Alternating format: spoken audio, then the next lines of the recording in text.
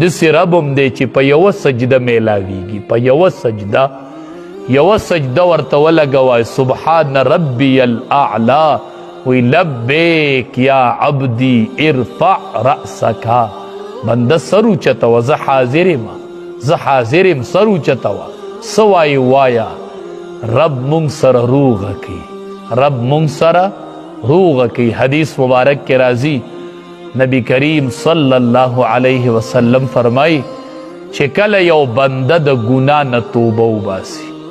نو الله تبارک وتعالی هغه ګناه د اندامونو نه یېره کړي او د هغې ځمکې نه یېره کړي چې په کومه ځمکه یې هغه ګناه کړي وي،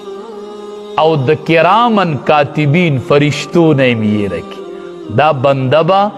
الله ته حاضریو کی د قیامت په ورځ او په ګناه باندې به یو ګواه دی، یو ګواه. نو دی روغه نه کوي دا رب، داسې رب دی زمونږ، مونږ بیا هم د هغه نه بغاوت کې